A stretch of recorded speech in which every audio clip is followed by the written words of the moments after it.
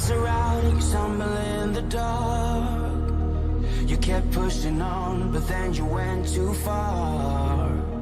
When your ship has sailed and all your dreams are lost, everything is wrong, you feel like it's your fault. Just remember, I will be there for you, baby. Remember, there's nothing out there to get you, don't forget it. When life throws lemons, just call on me. Just call on me. Just call on me. Just call on me.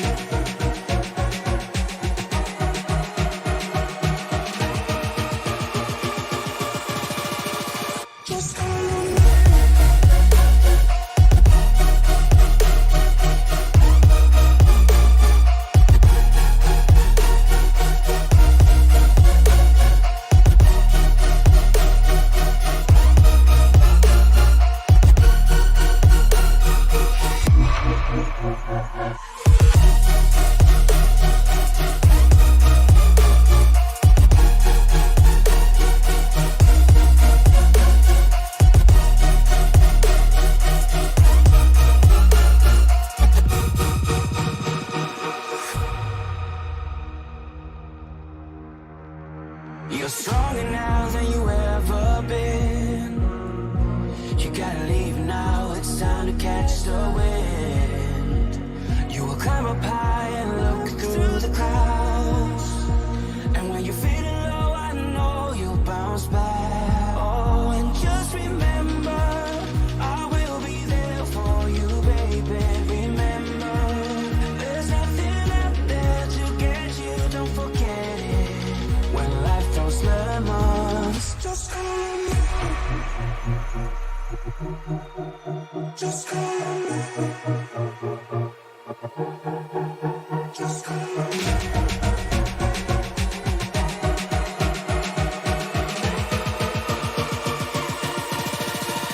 Just call on me.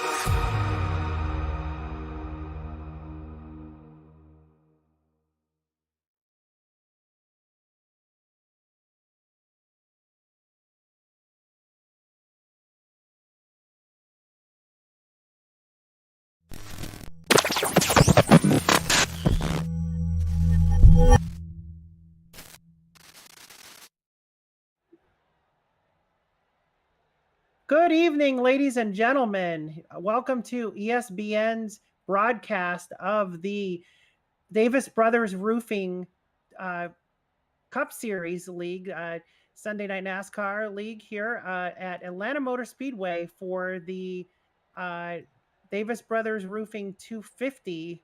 163 laps going to be round and round here tonight at this configuration. Not quite the same configuration that everyone saw a moment ago in today's NASCAR race, but it is still going to be exciting racing nonetheless. So, I mean, I am just pumped for this one. I'm alongside Joe Lester. How you doing this evening? I'm doing pretty good, and like you brought up a little bit earlier, not the typical race you saw the earlier today in the Cup race, the real life race. 4 degrees less banking, a lot more bumpy in the corners, in the straightaways. Tire wear will be way more of a factor, and don't expect this to be a pack race. No, it's gonna be it's gonna be a little bit hard to pass in the corners here. I think most of the passing is going to be done on the backstretch. I think things are going to get spread out as time goes on as well. And I think I sorry, I'm trying to get this sound to go away. But I think nonetheless, yeah, they'll be spread out over time, and I don't think the pack racing will happen at a track like this. And I think the cautions will be very isolated as well. So Let's go ahead and go through our starting lineup. First, we'll have Joe Stafford of Propel Motorsports in that 57 Chevrolet. Second, Alex Princeton in the 2311 Toyota. Third, we'll have Barrett Coffey in the 10 Floor Racing 4. Fourth, J.C. Gibson. Fifth, Leo Bonacasa. Sixth, Bob Nestor. Seventh, Randy Spivey. Eighth, Dakota Cave. Ninth, William Fink. 10, Warren Young. 11th, Tom McGee. And 12th, Matthew Gaskins. Jarrett Small starts 13th tonight. Kavaja Holt starts 14th. Ryan Samuelson 15th. And Alex Murray 16th. Devin Madero starts 17th. Nolan Hodgson 18th. And Seba Cornez 19th. We have Josh Ward starting 20th tonight. And RJ Root, your points leader, starting 21st. Charles Eaton starting 22nd. Steve Dardera starting 23rd. Marty Roberts 24th. And Chad Sander 25th. 26th, we'll have Chris Claude. 27th, Chris Gore Sr. 28th, Lauren Jones. 29th, Jeff Carson. 30th, Tony Burt. 31st, Kevin Sargent. 32nd, Steve Giberson. 33rd, John S. Buwalda. 34th, Nicholas Breidenbach. 35th, Dave Regal. 36th, Jeff Cronin. Andrew Layton, Derek Jacobs, and Dalton Mobley run out your shotgun starters here tonight. As again, we're going to have 163 laps of hot-lanta action here tonight. And, it's good to be back. I missed last week due to a work injury. I was in a lot of pain, so it's good to be back here in the booth with you guys tonight. And I'm hoping for some clean racing, but excited to see if our points leader can maintain his position. I know he's starting 21st, so he's going to have some work to cut out for him. I don't know what his strategy is. Could be like mine at Dover just a moment ago, and to just kind of hang back and just let it all loose when it actually matters at the end. So, but for now, it's going to be Joe Stafford at the point, right out of Philadelphia, Pennsylvania, that number 57 car.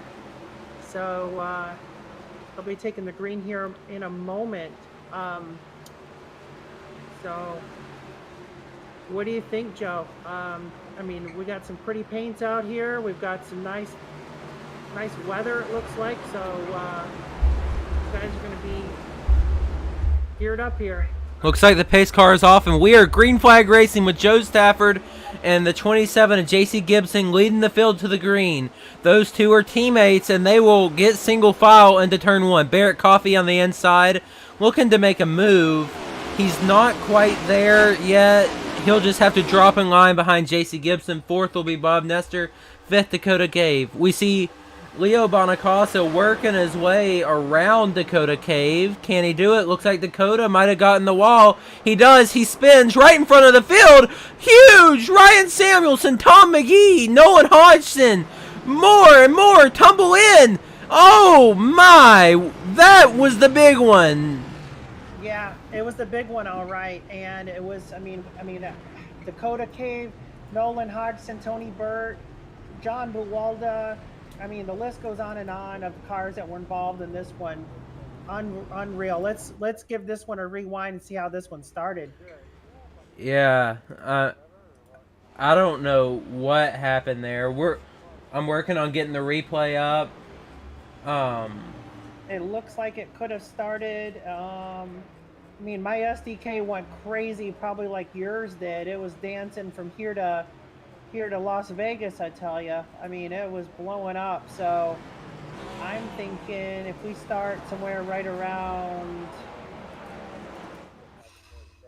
I'm trying to give these guys something to look at here. Maybe Warren Young at 430, 470. There we go. It looked like it was just Dakota Cave getting loose, and nobody had time to stop. And I think that took out 10 or 15 great cars. Yeah, I know the 22 was upside down at one point too, in that Mission 22 car, and I know he did a spiral dance. That just yeah, and I think you're right. I think it started with the 30 got into the wall, and after he got off that wall, he just kind of bounced right down into the 9 car. The 9 had nowhere to go, and then it just the rest of them just piled in. It looks like the 47, the 40, the 15. Actually, the 15 made it through. Yeah, what a nasty wreck. A lot of good cars already tore up this early in the race. My heart goes out to them.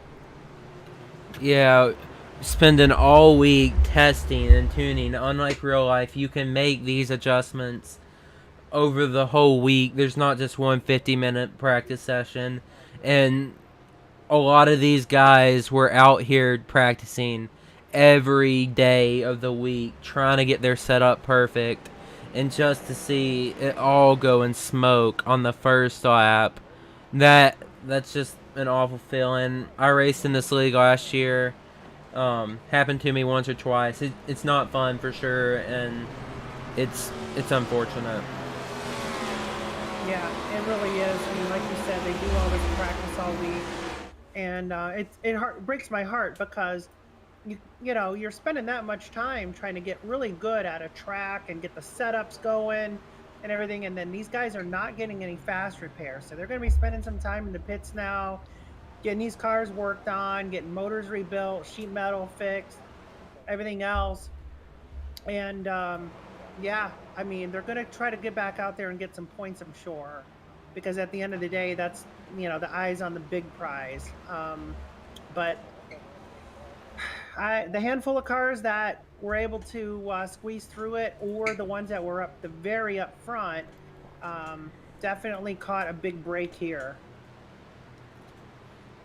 Oh yeah, for sure. It's just a lot of these guys weren't really expecting these cold tires to snap loose like that, and it just, there's a bump in 3 and 4 here on that very top line, and that's what it looked like caused that caution. Was Dakota Cave just hit that bump, it snapped his car loose. There's 2 reactions. If your car's loose, it's gonna snap it loose. If it's tight, it's gonna plow into the wall, and it looked like he just got really loose and spun it in front of the field. Yeah, indeed. And it was obviously no ill intention there. It was just just whenever you get up high like that, it's hard to get off. And it's almost like Velcro on some of those walls. They'll just kind of grab you, and when you try to come off of that, it's it kind of brings a force with you. And unfortunately, there were some cars down there and got collected. But well, we'll go back to green here in just a moment and pick up the pieces and see what we got. It'll be again Joe Stafford at the point when we go back to green. Lights are off on the pace car as he'll be dropping down on the pace onto pit road here momentarily. And There he goes. Yeah, Joe, go ahead and lead him off one more time. Joe Stafford will lead him to the green. He gets a massive jump over his teammate JC Gibson. That'll open the door for Barrett Coffee to go to the inside. They are side by side down into 1 and 2.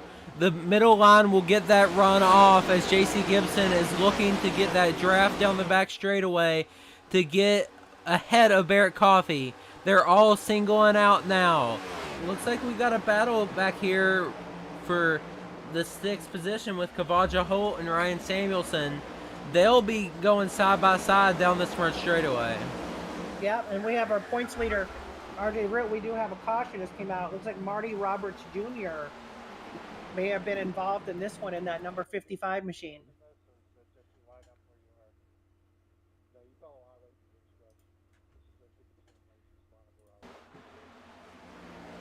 Oh, it looked like the 60 of Steve Giberson got into the 23 of Jeff Cronin and wrecked him, and that collected Marty Roberts. Okay. Yeah, the 23 got up high as well into the wall at McDonald's machine. Yep. So, and another similar incident, but nowhere near as brutal. Um, so,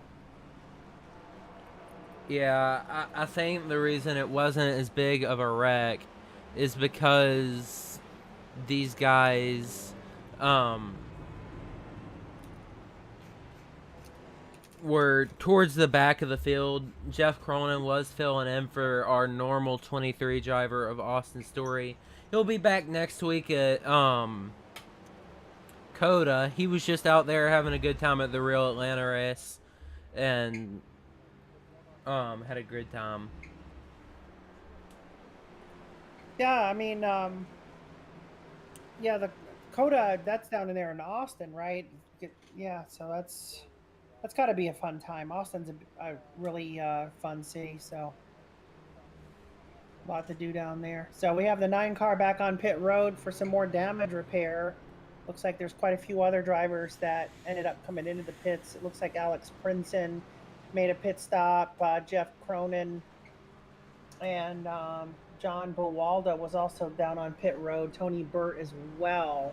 So quite a few cars coming down, get some more damage repair. And so that way they can get back out there and get some more laps under their belt. But our points leader is already back up. He started 21st. He's now running P10 already. RJ Root in that number 8 Ford. He's dodging the wrecks and staying out of trouble. And the belated Irish luck is definitely shining upon the 8 machine here, fresh off a St. Patty's Day holiday, and definitely he's been able to dodge a couple already here early on. So Always, yeah. he's always a contender. He was maybe the championship favorite last year. Unfortunate circumstances made him miss the championship race and wasn't able to compete for it, but that Sim Racer's Edge number 8 Ford really has the speed to get up front. Yeah, 10-4. So, I mean, we have coming back to green, we'll have Joe Stafford at the point, JC Gibson in P2, Bear Coffee in P3, Bob Nestor 4th. Leo Bonacasa will line up 5th in that number 45 Monster Machine, and then Kavaja Holt up 8 spots. Will start 6th on the restart, and Ryan Samuelson there in 7th. So top 7 anyway. Been interesting so far. A couple of melees off the wall, but I don't think we're going to see a whole lot more of that. I think we're going to start seeing some clean green flag runs here before too long. And I'm anxious to see too how these next gens do on such a more worn out kind of track that hasn't been updated as of yet.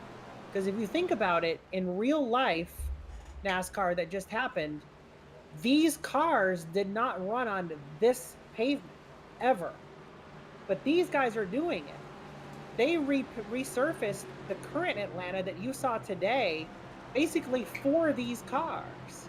So to run these cars on this old configuration with the bumps, and because these cars are so low to the ground, it's got to be hard to drive in certain places of the track.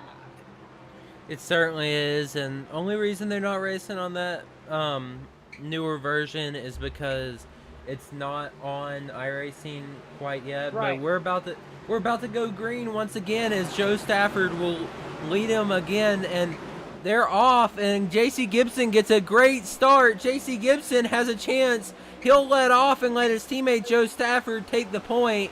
Now we got a battle for 4th or 3rd with Bob Nestor and Barrett Coffee. Barrett Coffee will get clear there.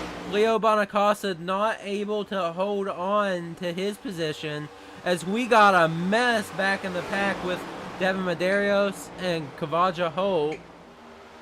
Yep, and Raymond Root, also RJ Root right there in the caboose of that battle there as he's getting ready to duck down under the 15 machine of Kavaja Holt. So 20 machine now on the move as well. So we've got a lot of spread out action already going on back here. Oh, Bear Coffee! Sideways on the bottom of the track. He got it straightened back up, but now we got Ryan Samuelson looking to make a move on the 29 of Bob Nestor, and these Sim Racers Edge cars are flying right now. Yeah, indeed. These cars that really are hooked up. You can almost tell exactly right away who the teammates are, who's not.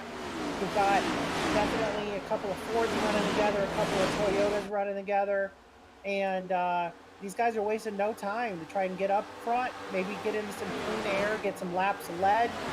I have confirmed with the league owner that yes, you do get a bonus point or so to lead laps here in this series. So for folks to get out there and try to lead a lap, it's definitely important at the end of the day if you're going to try and make the chase. Yeah, it looks like we got a decent battle here for the 9th position between Seba Cornez and Matthew Gaskins. Oh! Devin Medeiros got caught up with Kavaja Holt. Those guys are off the pace as they head into 3. But as we go back up front, there is a 5-car battle for the lead. Wow, it's gotten really hot and heavy here already here on lap 15. They are racing like it's 15 to go here at Atlanta. I mean, we've got, yeah, like you said, 5 cars up here. It could be anybody's game at the next stripe.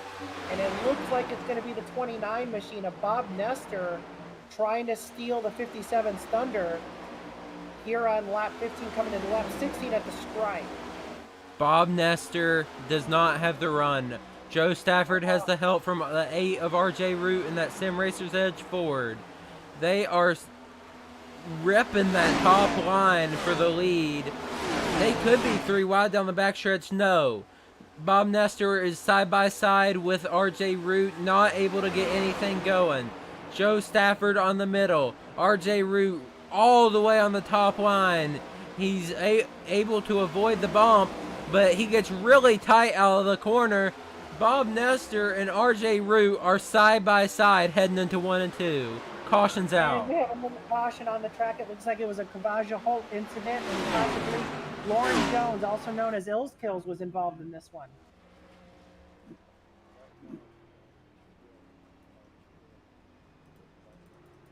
Yeah, 15. Looks like he got loose.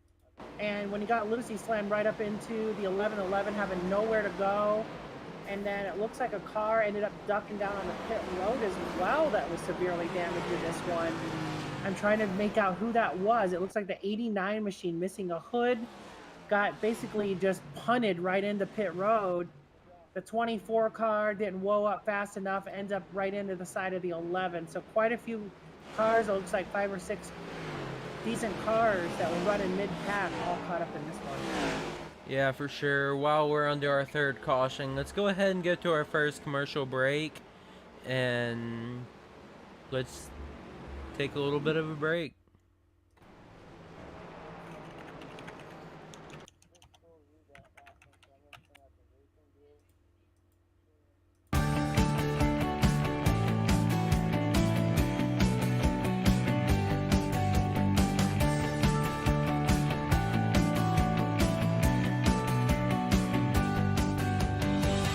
Davis Brothers has been providing homeowners and businesses with exceptional roofing services since 1983.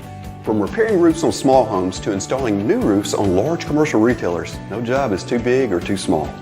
Your home is an important part of your life, and your roof is an essential part of your home. We understand that. Whether you're inspecting, repairing, or replacing a roof, we'll treat your home like it's our very own. Low slope, steep slope, big or small, it doesn't matter. We do them all.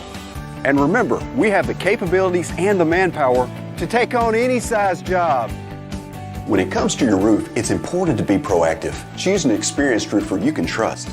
At Davis Brothers Roofing, we are your experienced roofer. Contact us today for a consultation and let us earn your trust.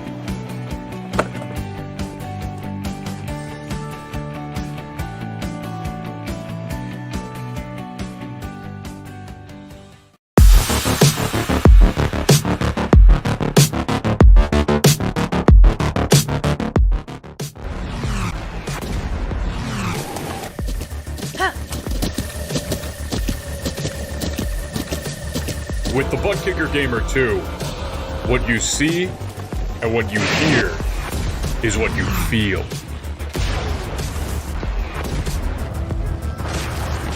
Buttkicker. The future is feeling.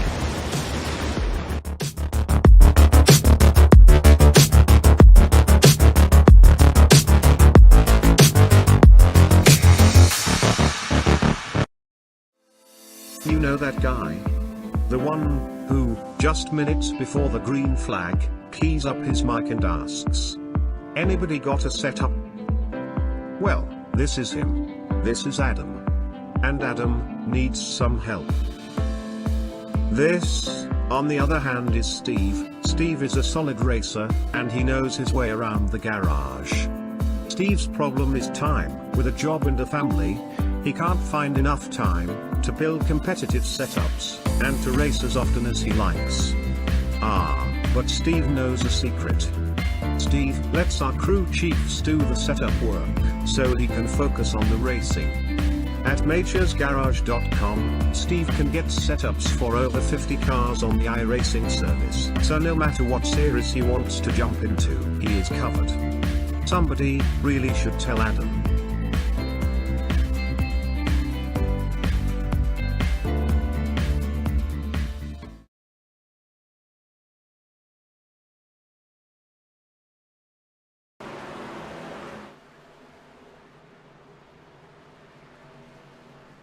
Jones and the Cheetos Machine. Always one of my favorite paint schemes to broadcast here in the SNN League on Sunday night. So unfortunate break for him as we see another car, the 9 Machine, I believe that is, coming off pit road with more damage trying to be fixed. And I think that's going to be the name of the game for a dozen or more so cars out there so far already. But we're going to be leading them off to green here in just a moment. Joe, what do you think? I mean, do you think that this is going to calm down a little bit as we get toward mid-race, or are these guys going to continue driving like it's 15 to go?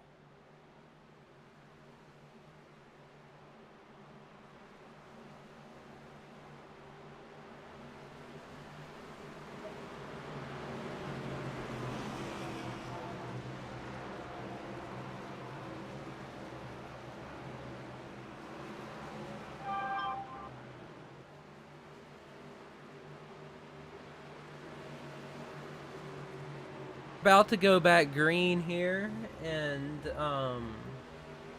we're excited to bring it to you as Joe Stafford will lead him to the green once again, but RJ Root on the outside this time, Bob Nestor on the inside, Ryan Samuelson on the outside.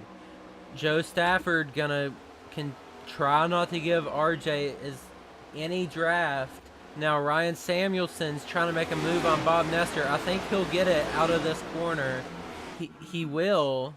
It's now single file until you get to 5th with J.C. Gibson and Seba Cornez side by side. Then you got Josh Ward right behind them waiting to pounce.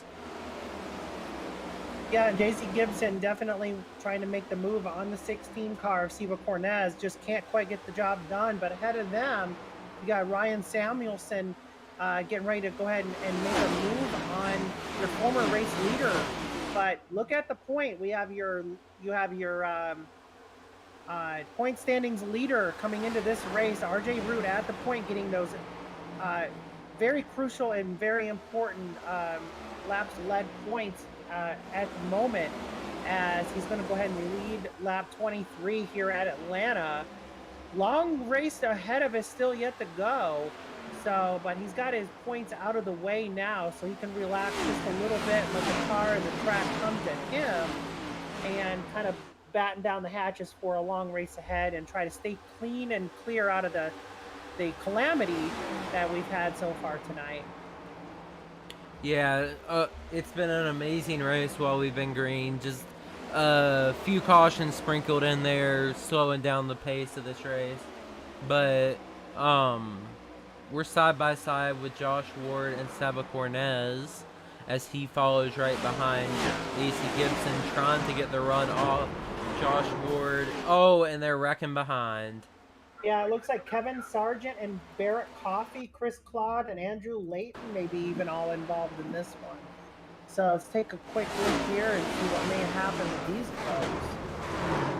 Oh, just major contact for Barrett, Chris, Kevin, and I believe the 84 of Andrew Layton. All of them had massive hits. That could put an end to their days, as it looks like Chris Claude has a blown engine, and Barrett Coffey has no nose. I don't mean to laugh, but it just the way you put that, delivered it, was comical. I definitely am not laughing at their strike of bad luck here tonight. It does look like, so it looks like the 09 might have been the original cause here. I'm trying to discover. So it just got out from under him in that Fireball Whiskey Ford Mustang. Yeah, he didn't have any help at all, and he was just kind of running by himself. I guess it just, yeah, it might have been where, again, as I said earlier, this is an old track and layout, and it's definitely not SNN's fault at all. And let me reiterate that from earlier. They have no choice. iRacing has not updated this sim yet for this track. They have a big update coming, and I have a feeling that these cars are going to drive so much better on that new paved surface, unlike this one. I think what happened here might have been exactly what I was saying earlier, Joe, was when these cars are so low to the ground, it's possible to hit one of those bumps, and I think that might have sent the 09 spinning there, right into the wall, nosedive without any help. An unfortunate situation for Chris Claude and company behind him. So, old track, new car, maybe not so great of a combo, but again, they have no choice here, and they're doing the schedule based on what NASCAR is currently doing, and hats off to the league for realism and sticking with it. But we're learning right now, maybe we would have seen a lot more cautions in the real life NASCAR world if they would not have paved it like they did. So, oh yeah, for sure. Yeah. And I'm gonna go ahead and bring in RJ Root to the booth. Rhea, take it away. All right, RJ Root, Rhea in the booth. You got a copy? I got you. RJ, you coming into this one, leading the points. Started 21st. You're up 20 spots now at the point. You got your laps led bonus. So far, so good. You've kept it out of trouble and ahead of the carnage. What's your strategy here tonight? Is it just survival, or is it trying to just stay up front? What's going on in your head here? I feel like we got a really good car here. I think Ryan and I have arguably the best cars on track right now. So I think our goal is just to stay up front, stay the front two.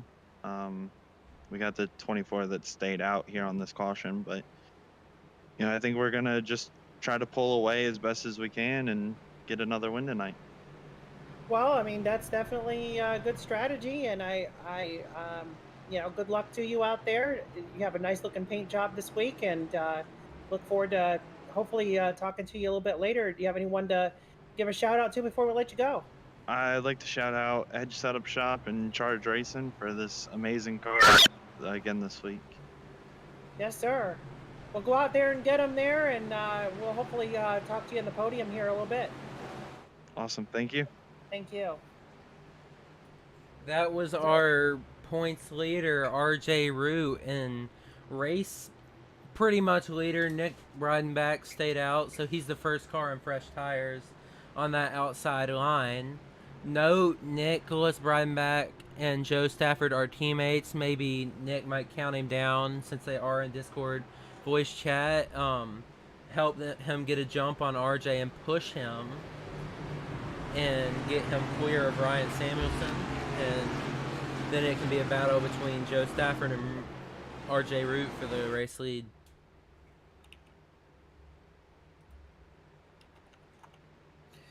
Yep, and the lights are back off on the iRacing pace car. I'll be ducking down on the pit road here momentarily. RJ Root out of Gloucester, Virginia will lead the way with, actually Nicholas Breidenbach will lead the way. but RJ Root to his outside, like you mentioned. So double file restart here, and we're gonna see if we can get going here, and hopefully no one has too much more trouble holding onto the car. Again, you know, a little bit of bumpy action out there for him. So Pace car is off, and Nicholas There we go. Breidenbach will lead him to the green. He goes. Oh, he gets really loose, and that'll lead RJ Root to the lead. 3 wide for third. Joe Stafford will clear that, and now it's a battle for second between Joe Stafford and Ryan Samuelson. yeah, and it's RJ Root wasting no time to get up there in the front and away from Nicholas Breidenbach on those older tires. But you also have Ryan Samuelson now on the inside looking to possibly take P1 away from RJ Root.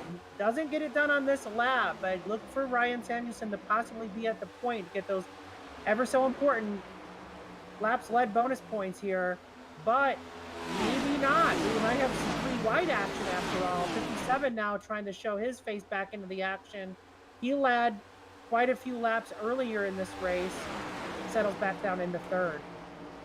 Yeah, he was really pushing it there. We saw 3 drivers running 3 completely different lanes. It's just dirty air. You don't want to be in it. It'll just amplify any problem you're having with the race car, whether it's tight or loose. But Ryan's might be the fastest car on track as he's closing in on RJ Root. Oh, and Joe Stafford goes around. JC Gibson involved. Josh Ward got caught up in it, and Joe Stafford is spinning like a top down the back straightaway. Yeah, and it looks like it possibly may have started with Joe Stafford, possibly. Maybe let's see what happened here as we roll it back. Just got loose, overcorrected, took out his teammate JC Gibson, affiliate Josh Ward, and chaos on the backstretch. I have a question for you. What's our wind like out there right now for this weather?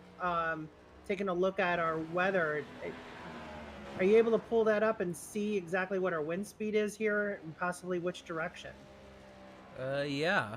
Let's go ahead and take a look at this as I try to get this figured out. We got... Just trying to... Yeah. Not sure it's showing... Oh, here we go. 4 mile per hour winds out here. Okay.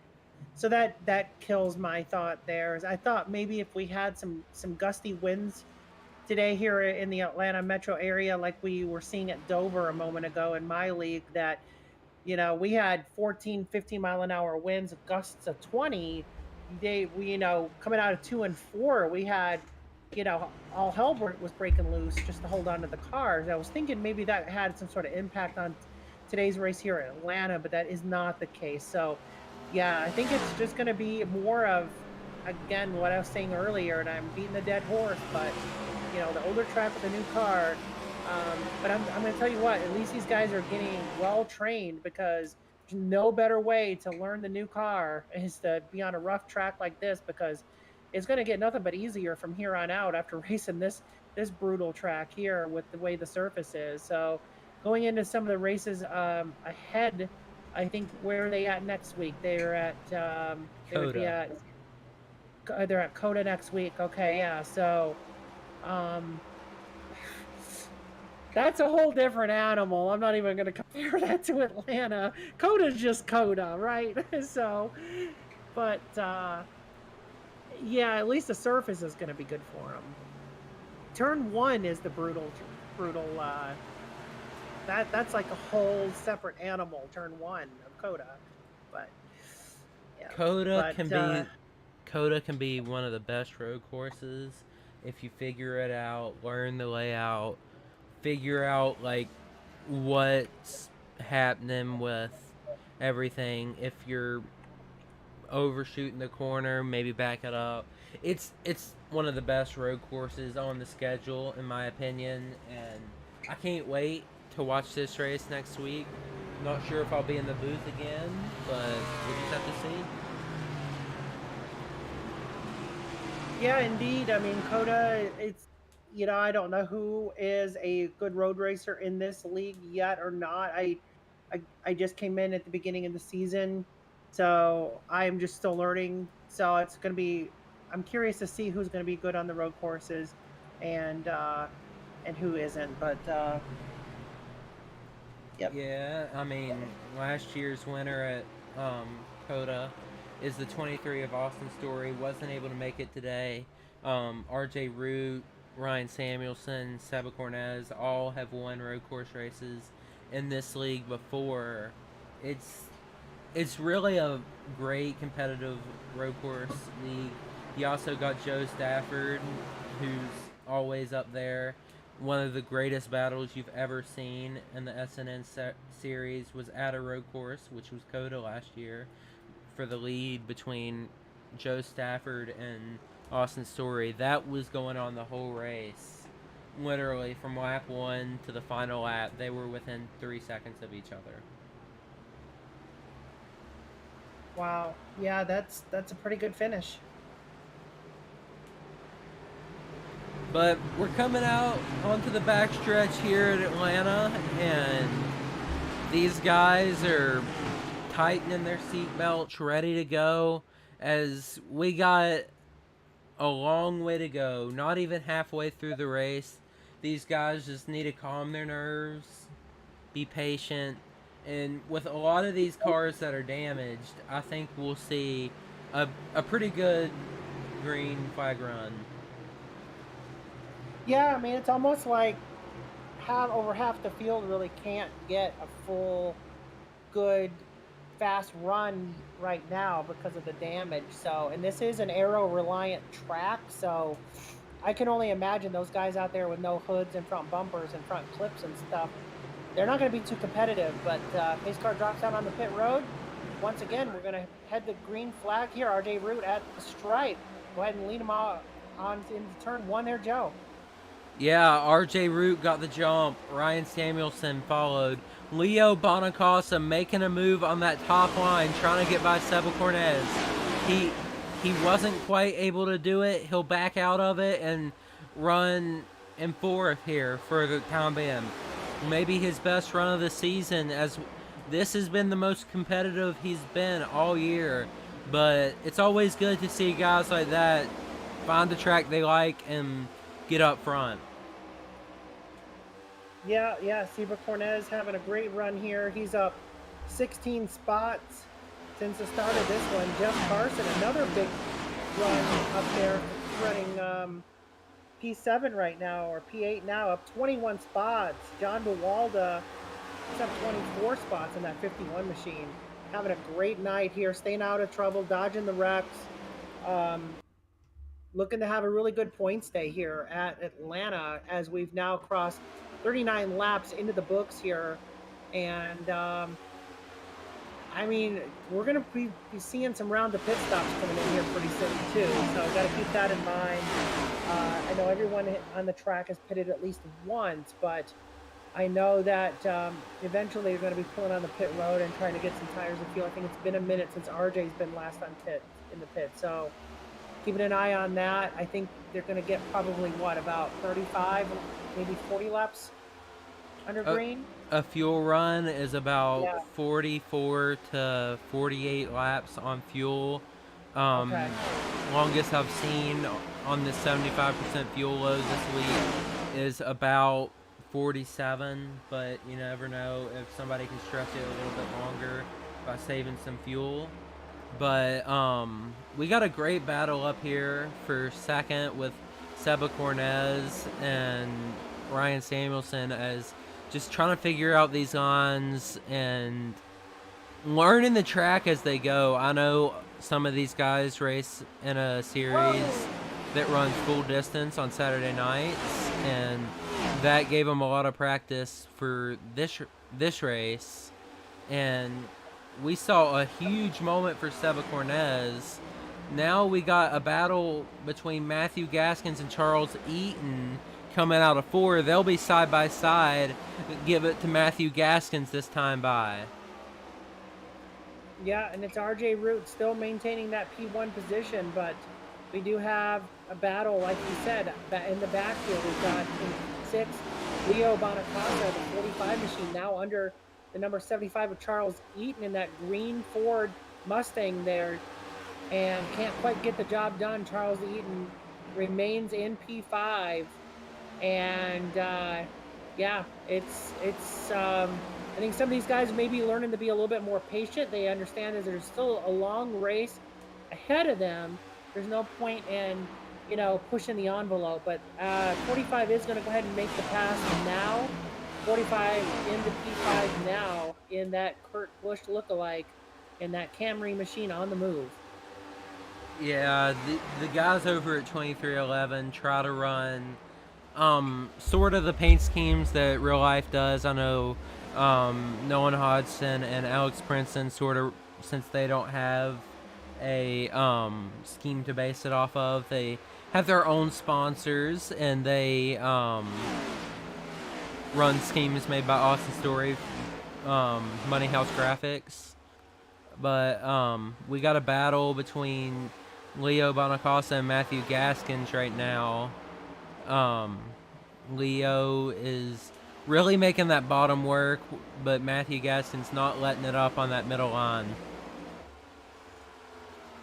Yeah, no, 10-4, and it's, you know, it's looking like Bob Nestor, you know, definitely, you know, just staying in that rocking chair position is what I call it, and getting out of trouble. That's a pocket I like to be in right there. P3, far enough away from traffic, but, you know, just really nothing around him, and he's definitely going to have a really good race, just keeping it clean like that. But getting back to, you know, what we were talking about with the paint schemes and stuff is, you know, in my league, in ISNF, we run 100% pure real life looking replica NASCAR, you know, paint schemes, teams, car numbers, the whole 9 yards. So that's why I'm really keen on picking up a couple of those in this league, because it kind of reminds me of what the races I just came out of prior to jumping in the booth with you. But it's cool too, though, to see something different, because, you know, like the 8 machine, for example, with RJ Root, you know, that paint scheme is just amazing, and that's not something that is in real life NASCAR. And again, like you said, someone who put a lot of time and energy making that scheme for RJ and the rest of his team, and express that sponsor and the team name and everything else has got to be something really rewarding as well. So hats off to the guys. It's a lot of work, and it's something that definitely I'm not even capable of doing at all. So, but we have a challenge for the lead. Ryan Samuelson down on the inside in that number 81 machine was about to possibly make a move on RJ. He was looking, didn't quite seal the deal there. Joe, what do you think? Well, yeah, I couldn't quite make that move, but back to your point about RJ Root, Ryan Samuelson, those two are teammates. Their schemes are actually made by Outcast Sim Paints, and they're really good schemes. I like them. RJ really able to rip that top better than anybody else in 1 and 2, and that's just keeping them from being able to make moves. Yeah, RJ's definitely got that middle high line figured out tonight at Atlanta, as we're getting ready to cross 50 laps into the books here, and he's led most of them so far. Again, coming back from P21 all the way to the point early in the race, definitely getting the job done. I mean, it's not about the qualifying. It's all about where you can finish the race. And, you know, RJ wasted no time getting up there, and as we had him in the booth here a minute ago interviewing him, you know, his strategy is to just stay clean and try to stay up out of trouble, and pick up some good points here tonight. And he sure is doing that so far, as continues to really pace the field. You know, he's starting to run into a little bit of lap traffic. We do have a caution. Looks like Chris Gore Sr. might have been involved. Looks like Chris Gore just got loose and snapped right up. He held his brakes, though, just a single car spin. Really good job of him holding the brake and keeping it down there and letting everybody get by. Yeah, it looks like he already had some pre-existing injuries from earlier incidents. He was already missing a hood. Possibly a car was just a little bit ill handling coming off that corner. And like you said, nice job locking down the brakes, not bringing anyone else into the spin. So single car incident here, brings out the yellow flag once again. But could have been ugly. But I think we're gonna see a round of pit stops possibly by some of these folks. I know Tony Burt brought his machine in again, maybe possibly for some repairs. Looks like maybe Chris Gore came in to check out those flat spotted tires. I'm sure he's got after that spin as well. So be interesting to see if anybody ducks down. It does look like your leaders are going to come down. RJ, Ryan Samuelson, 29 of Bob Lester, Matthew Gaskins also in, and Leo Bonacasa and company are all coming in for what appears to be full service action here on pit road. Yeah, definitely. Once we get done with these pit stops, we'll go back and interview Bob Nestor and see how he's liking his vehicle. But RJ Root's off and away out of his pit stall. Hopefully he can get back up to the front, as it does look like some guys stayed out. Looks like he'll win the race off pit road, though. Bob Nestor second, third Matthew Gaskins, and fourth Ryan Samuelson. Let's go ahead and pull in Bob Nestor and see how he's doing. Alrighty. Hey Bob, this is the broadcast booth. How's it going? Oh, it's going good. How are you? Oh, we're doing pretty good. You showed you have the speed to compete with RJ Root and Ryan Samuelson. Kind of walk us through what you think you can do to maybe leap ahead of them, and then what's your strategy after that? I'm kind of just hanging back, and we need to get a long run here so I can see how they're taking care of their tires. So I could battle them a little bit more, but I'm just laying back. I'm 3/4 throttle in the middle of the turn there, so I have a little bit more. But I'm just laying back, and then I think once I get ahead of them, it'll be when their tires are when I saved a little bit better than they did, and then I'll be able to hopefully pull off half a second lead or something and maintain. Oh yeah, for sure. Anybody that you want to shout out before we bring you back to your team? Just my teammates. These guys try really hard. We all work on our setups together, and we had some bad luck on the team today. Actually, all three of the guys have been involved in incidents, so they're hanging in there. They're trying to recover. So best of luck to them, guys. Oh yeah, for sure. We'll bring you back to your team, and good luck the rest of the way. Thank you, appreciate it. That was our second place runner, Bob Nestor. Rhea, what do you think? What do you think his chances are of getting back up there and leading this race? Oh, I think it's pretty high at this point. He's been right there with the leaders most of the night, and he's got his Willy Wonka machine looking really good. It's got no damage on it, on that Camry, as you can zoom in there. I think he's got a really good shot at it, and he continues to keep it clean. That machine could be in victory lane. I know RJ Root's going to have something to say about it before it's all through, but nonetheless, Bob Nestor getting it done so far here at Atlanta. Matthew Gaskins kind of appeared out of nowhere here, had a really good pit stop. I'm not sure what his strategy is, but that 79 machine now running P3, but Ryan Samuelson was another one that we've seen up front all night. So between RJ Root, Bob Nestor, and Ryan Samuelson, those three guys have been the strongest ones tonight, the ones to beat. So if you're someone like Matthew Gaskins, you're going to have your hands full, but it's possible Matthew's got some strategy up under his sleeve, and I'm anxious to see what that 79 is going to do here on this restart. Yeah, he is your 2020 champion. Not 2021, but 2020. So 2 seasons ago, he beat out Chris Cobb for the championship at Iowa. But we're about to go green once again, as that pace car is off, and RJ Root will lead him to the green. Side by side is Bob Nestor and Matthew Gaskins heading into turn 1 on this restart. Ryan Samuelson and Josh Ward giving a push to Bob, trying to get him clear. Almost 3 wide there. It might even go 3 wide down the backstretch. No, they kind of settle down, and Matthew Gaskins is gonna get passed by both Ryan Samuelson and Bob Nestor. He's still putting up a fight against Ryan Samuelson though, so maybe he won't get quite cleared there. As Josh Ward in 5th, Leo Bonacasa is 6th. We'll look and see. Oh, big wiggle, big moment for Leo, as it looks like he might have maybe 10 seconds of damage there on that right side. You can see it wrinkled in. Not too bad though, but we'll go back to the battle between Ryan Samuelson and Matthew Gaskins.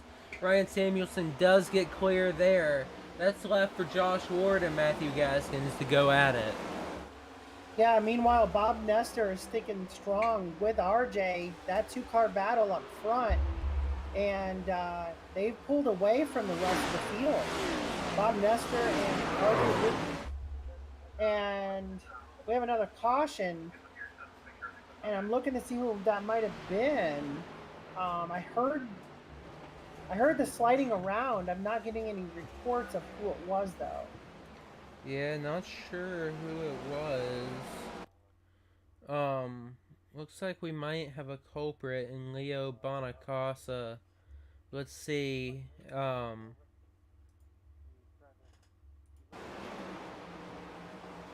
he just got loose and lost it.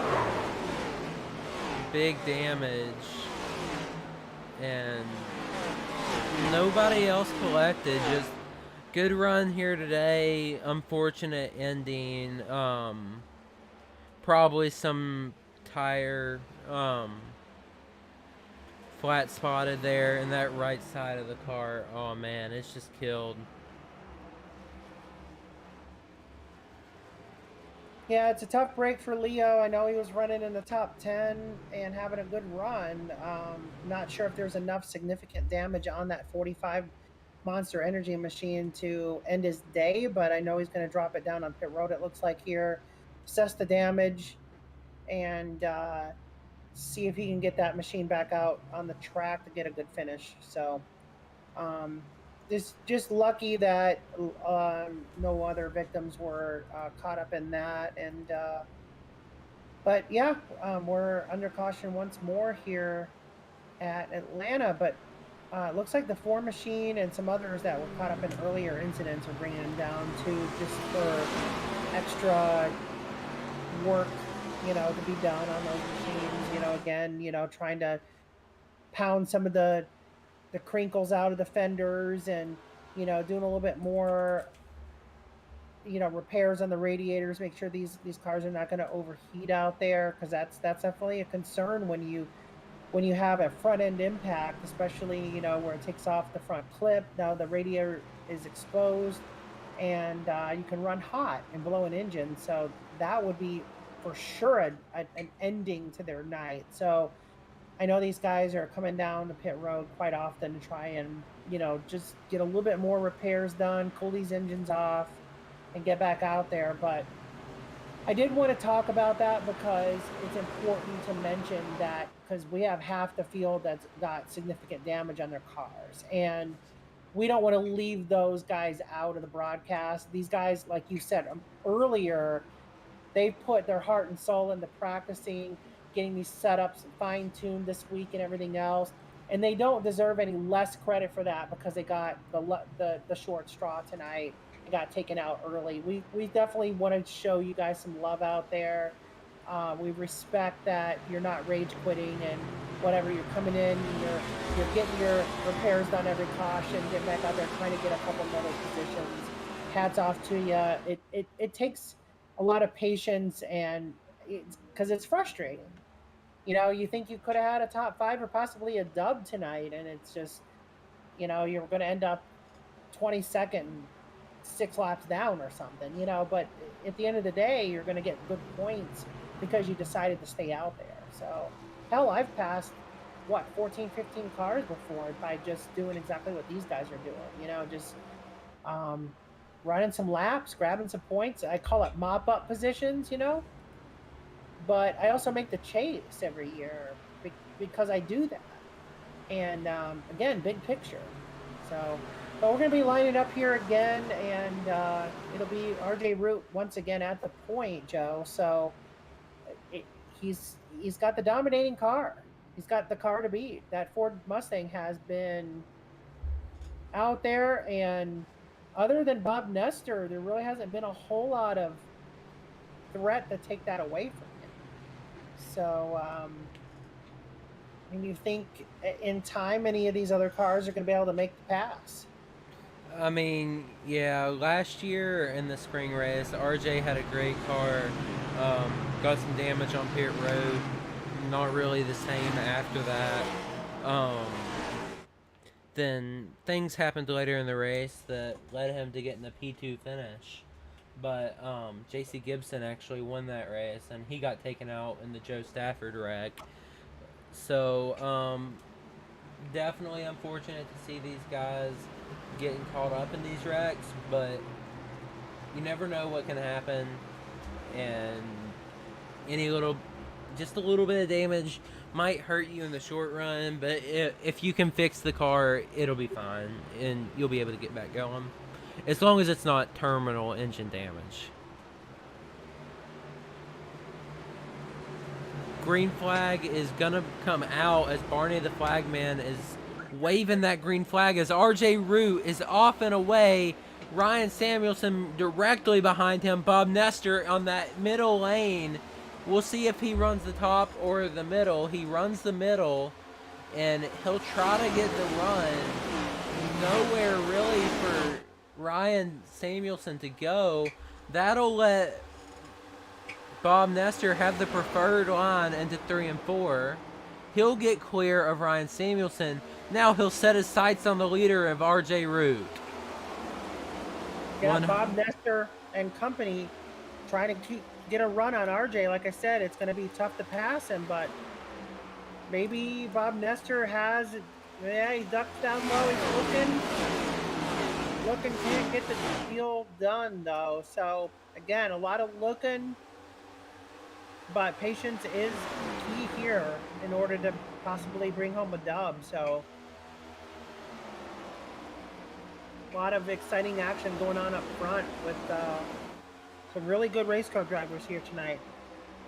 Yeah, definitely. As we're just under 100 laps to go, these guys are putting on a fantastic show, and it's really exciting to watch. And Ryan Samuelson might duck down to the bottom here as he's trying to make a move on Bob Nestor. Just doesn't have enough of the momentum, but he'll give an air push to Bob Nestor, and that'll get Bob Nestor right up to the left rear quarter panel of RJ Root. Couldn't quite do anything with it. This is a 3-car battle for the lead.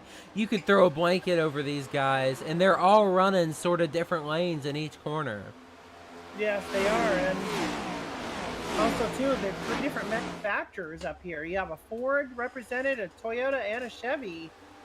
So I mean, these 3 cars here are representing each one of the manufacturers that iRacing offers, and I'm gonna tell you what, I mean, these guys are definitely good representatives because these guys have been up front all night long, and they've got their sights on the big picture here, which has got to be the trophy. And RJ Root coming in as the points leader, but Bob Nestor may have something to say about that and go, well, you may be coming in here as a points leader, but I got the dub tonight. And it's very possible you may just see that because look, that Toyota machine is definitely, looking low, and he may have it done this time as Bob Nestor makes the daring move, but doesn't quite get it. Now we have a 2-car battle behind RJ Root. That's going to allow RJ to probably get ahead of them a little bit as they go into turn 2. Yeah, Bob Nestor said earlier when we were talking to him that he's just going to save tire, and I think that bottom lane was to sort of maybe look to pass RJ, but mostly to give Ryan that position so he doesn't burn up his tires trying to keep him behind. Yeah, tires are definitely key here in Atlanta. I don't know how they are with the new car, but I know with the Gen 6s, it's very easy to wear the tires out by about lap 35. So, be interesting to see, if anybody out there is doing tire conservation methods and, saving their stuff for longer runs. So, and, as of right now, we haven't seen that long run yet, but I think it's definitely overdue, and it's going to happen. It's going to happen, and the guys that are saving their tires now, it's going to help them in the long run for sure. So we shall see. Something I'm noticing with RJ Root and Ryan Samuelson, as they are on the same team, not saying manufacturer, but they're really fighting loose out of 1 and 2. I almost wonder if that's burning up their right rear, and that could lead to Bob Nestor maybe getting around them later in this run, but because it really looks like these guys are pushing as hard as they can. Yeah, they are running these cars strong and hard, so it's possible that they're going to use up their stuff trying to compete with one another, and we don't want that to happen. So we're going to see if maybe some of the cars in 4th on back that may end up catching them, because they may have conserved their stuff a little bit. Maybe you'll start to see some more cars pop into the picture. I don't know, but taking a look further back, giving some love to some of the, back here around, P7 and stuff. You've got a 2-car battle here between the Miller High Life machine and the number 19 of Alex Princeton at the inside of the number 20 of Devin Madero. So you still have some battles back here too that are inside the top 10 that are going to end up playing and unfolding here over time as well. So as I mentioned earlier, some of these lookalike cars, you have that Liberty machine I just saw, whatever, so that's another one there. It's a livery that is very true to NASCAR. So pretty neat looking stuff you got out here. But Steve Giberson, taking a look at him, he's inside the top 10 now. He's up 22 spots behind Dalton Mobley, who's up 30 spots. So some of these guys have really, really climbed the ladder here and are going to be finishing really strong compared to where they started this event. So hats off to them for staying out of trouble and keeping a good handle on these race cars tonight. Oh yeah, for sure. But we go back up to the front where Matthew Gaskins has entered the fray for the 2nd position. RJ Root starting to maybe gap it out a little bit. Now Bob Nestor gets a run on the outside middle-ish lane and won't be able to do anything with it. Matthew Gaskins sort of caught our eye earlier in the race, but never really did anything on those short runs. But now that we're getting a longer run, he's starting to battle for the 3rd position with Bob Nestor. They are side by side going down the front stretch. They'll head into the 24 degrees of banking in turns 1 and 2 as Bob Nestor gets right up on that top line, tries to avoid any of the bumps that are on that bottom line, and gets a massive run off and will clear Matthew Gaskins. Now he sets his sights back on Ryan Samuelson. Yeah, that Willy Wonka machine has been strong all night. And, to see Matthew Gaskins in the picture too, that's awesome to see him be strong on a long run.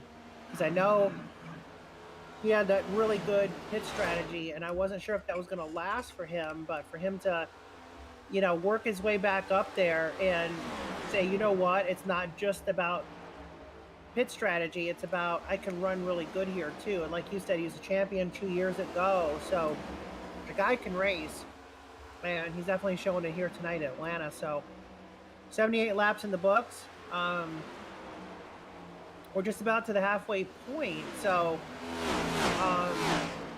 as we get toward the latter part of the race, I'm just wondering too, what kind of strategies are going to be going through these people's heads. Are they starting to think pit stops as far as, do they take one at this lap and this lap, or you think that there's going to be some more cautions into play?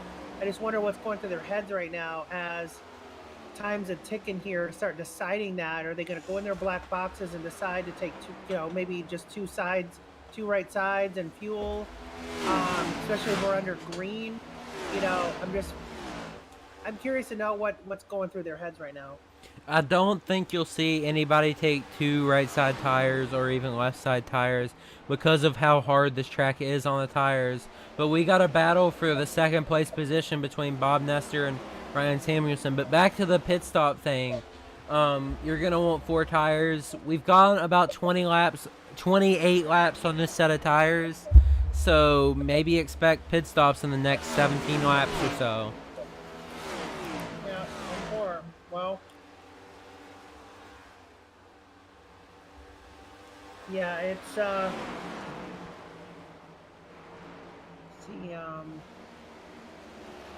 looking way back. I'm looking too at some of the hardest hit drivers. Stafford down 32 spots, running P33, sitting in the pits, and then I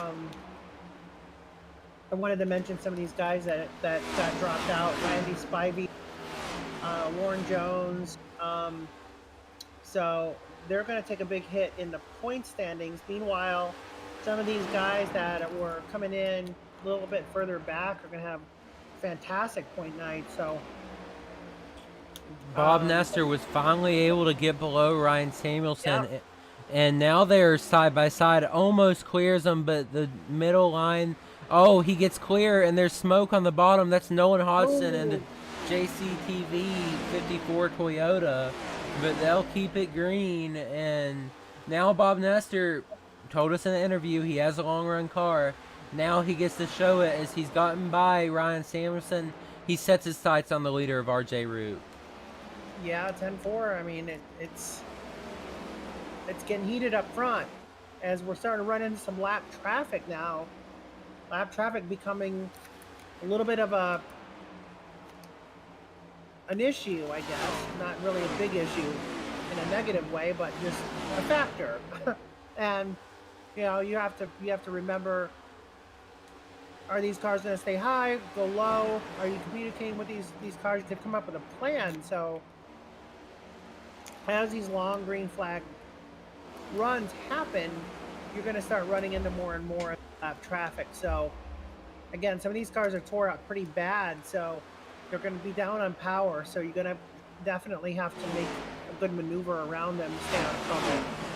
Yeah, and as I'm watching RJ Root and Bob Nestor, every lap, every corner, I see Bob Nestor's gap to RJ Root go down and down and down. A little bit of a hiccup there out of 2 as he got caught with a lap car, Bob Nestor did, so that lost him some time, but he gained that time back already. He is running maybe the fastest laps on track. I look at it now, he was about a tenth slower than our leader, RJ Root, but he was in lap traffic that time. We'll look at it again this time, and we'll report the lap times to you.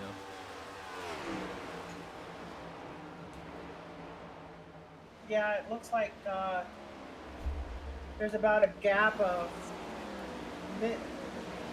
1.5 seconds between P1 and 2 right now. Yep, and as we just went through that lap, our second place runner, Bob Nestor, was 0.2 faster than our leader, RJ Root. And Bob Nestor trying to work his way through lap traffic. He's cut the lead down to 0.3. I think Ryan Samuelson was kind of holding him up there for a couple laps, but now that he's gotten by him, he is the fastest car on track by 0.2.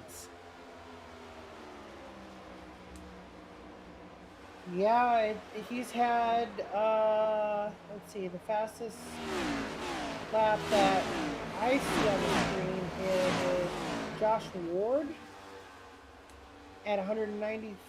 Let's see, or, best lap would be, yeah, I think you're right. I think it is Bob Nestor. Yeah, it is. Okay, I see what you're seeing now. Yeah, Bob Nestor lighted up with a 30.72.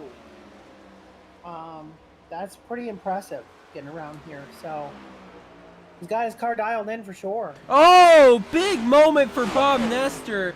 You saw it there live as he just got a monumental looseness while trying to get by lap car Barrett Coffee, and he lost about 0.7 to our leader.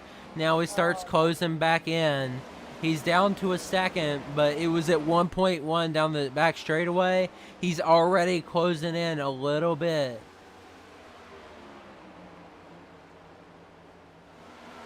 Yeah, tough break for him, but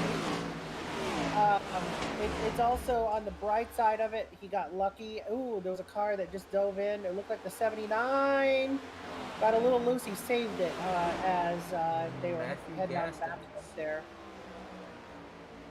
And Matthew Gaskin with a good save. We're about 8 laps from our pit window, 7 now. But back to the point of Bob Nestor being the fastest car on track. He's got it to under a second once again. And he's battling with a little bit of lap traffic. And Tony Burt gets in the wall trying to let him by. That'll stack up Bob Nestor. That'll make him lose another 0.2. He's the fastest car on track, but he's not having fun with this lap traffic. That's for sure.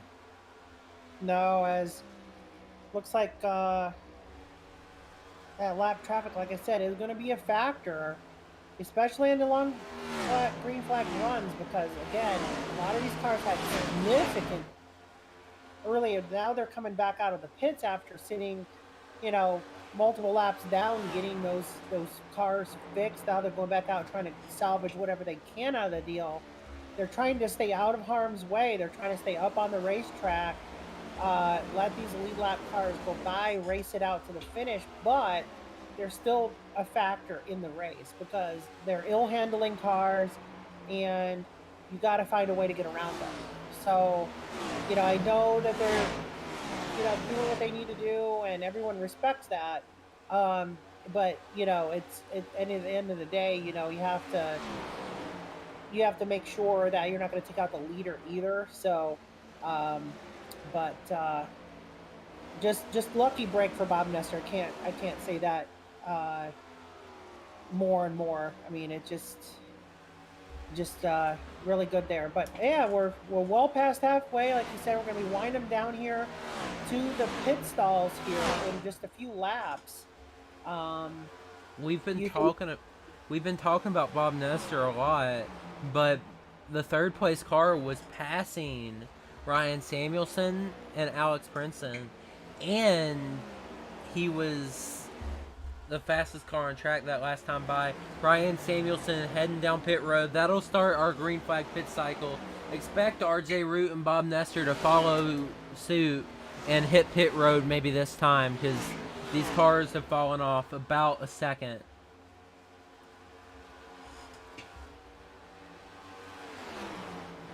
Let's see, does RJ Root bring it down pit road? We've been seeing him wrap that top line. It looks like he'll continue going, and not really worried about his teammate, I guess. Alex Princeton, as I spoke about him a little bit earlier, Alex Princeton ran the fastest lap once more, about 0.2 faster than even Bob Nestor. As this is getting interesting, we have a soon-to-be 3-car battle for the lead. Yeah, Alex Princeton kind of really snuck up on us, and like we said, we haven't really said much about him. We've been kind of focusing on, the action up front, but as we are doing so, Princeton just kind of coming up out of nowhere, and he actually qualified P2.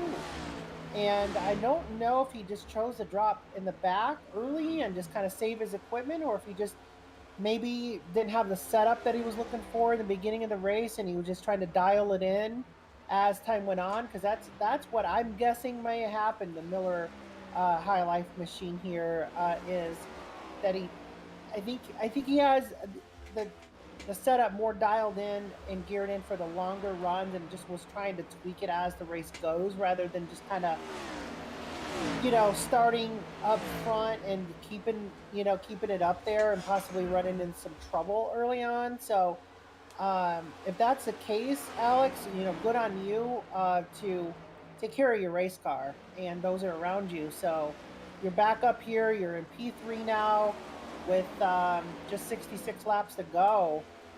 Good strategy so far, keeping it clean, and we may end up seeing you in the podium before it's all through. So, yeah, I believe he missed the grid, and that's why he wasn't up front at the start.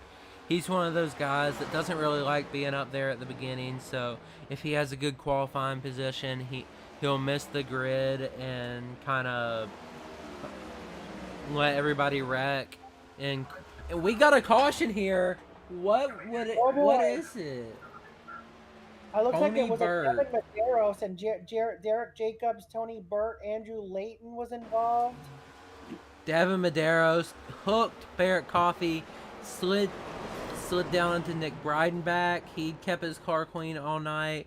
Just unfortunate drives for these guys. Man, really unfortunate. Let's look and see if Nick Breidenbach has any damage. It doesn't appear that he has too much. He does have some right side damage, but that can easily be fixed. But we saw Ryan Samuelson pit early. He's caught a lap down now, and it'll be interesting to follow as we go through this race. We've talked to RJ Root. We've talked to Bob Nestor.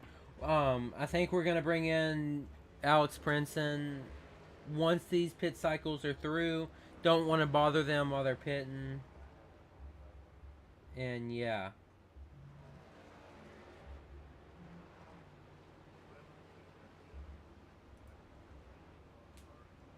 But such an amazing green flag run there. We went 40 plus laps. Unfortunate for RJ and Alex Princeton, as these guys were pitting to we're planning on pitting soon. Ryan Samuelson also wasn't able to keep it on the lead lap.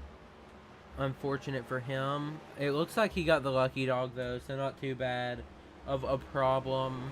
But let's go ahead and bring in Alex Princeton into the booth. All right, more.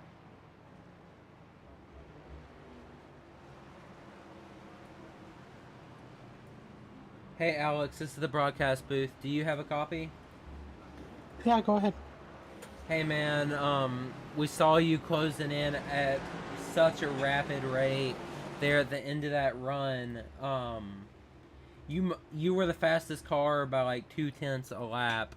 I know you're one of those guys that likes to sort of chill, save tires. What's the strategy for the rest of the race? Well, I was pretty much on one fuel stop there, so kind of right out of my window now. So I don't know if I can save enough or not. I was set to pit in about 10 laps and cruise the end. We'll see how it plays out here. Yeah, man. Before we let you go back to your team, anybody you'd like to shout out? I just gotta thank the guys at Caribou Coffee for supporting me the last couple of years and helping me out and giving me everything I need. I love Caribou Coffee, by the way. That's my favorite coffee. So, and I see you're from Minnesota, so you're lucky enough to be right there where they brew it fresh. I'm stuck with the K-Cups. So, You know, hats off to you. I'm quite jealous, but go sip on some caribou coffee, and we'll see you hopefully in the podium here before too long. All right, sounds good, guys. All right. Take care.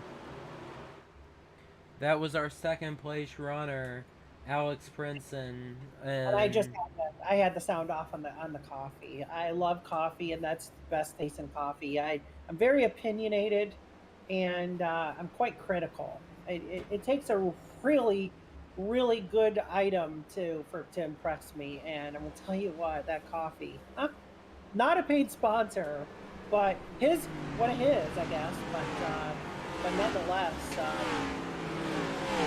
Alex Princeton, you know, up there in P2, getting it done for the Caribou Coffee guys as the lights are back off on the pace car, Joe. So we're at the century mark now, I do believe. So um, yeah, I think just one more round of pit stops ought to do it, huh?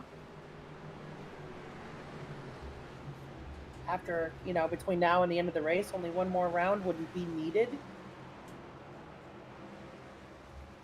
yeah, RJ Root definitely been the dominant car. Alex Princeton and Bob Nestor really put a fight to him at the end of that run. But we're about to go green, and RJ Root will lead him to the green. Rhea, take it away. All right, RJ Root at the point again, leads him off into turn one. Looks like he brings Alex Princeton in P2 behind him. 79 machine of Matthew Gaskins looking at the inside of Josh Ward. Josh Ward machine. Yes, indeed he is. And as of right now, he's going to hold on to that P3 with no hood. Josh Ward continues to hold on to P3, like I said, but 79 machine, it looks like he may be running backwards. Bob Nestor going to go ahead and take the position on the high side possibly from him here, as RJ Root now really setting sail on the field. What, Yeah. 8 or 10 car lengths now away from P2 of Alex Princeton as they're trying to get settled in behind him. So, I mean, RJ Root pulling away now. Alex not really having the short run speed as we saw on that long run. He had that long run speed, but as I say that, he's starting to close in on RJ Root just a little bit each lap as he has that pack behind him pushing him up there.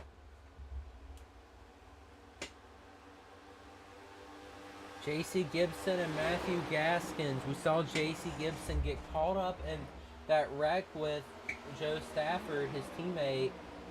That'll leave it for Matthew Gaskins to take that, but great run considering the circumstances for JC.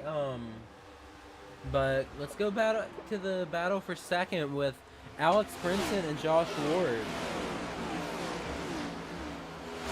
yeah, Josh Ward still putting heat on the back of Alex Princeton. Josh Ward, again, looking like there's no hood on that machine. Is that correct, or is that just part of? No, yeah, it's and so I'm surprised that the arrow just isn't impacting Josh too much out there, but it's interesting. And at a track like this, for Josh to be able to handle, you know, getting the car and staying and maintaining the third spot, you know, it's pretty interesting. But they're kind of spreading out, which is good. You know, it's going to be some clean and green action. But have you noticed our buddy Bob Nestor that we talked about all night, it seems? He's kind of faded back to P8. Wondering if maybe with the sun starting to go down a little bit, maybe the car got a little too tight for him. It's possible, because I know when, you know, the sun shifts and the shade starts, tracks like this, you can start getting a little tight in the corners, and the car just isn't what it used to be. And possible he's going to need to get an adjustment when he comes back in the next time on pit road, to maybe loosen that thing back up a little bit. That's just my opinion. what I may be seeing here, the case, because Bob Nestor was up front, and now he's not, and I'm trying to figure out why. Yeah, you just never know. I mean, it could be his car just doesn't like this short run. As we saw him pick through the field on that long run.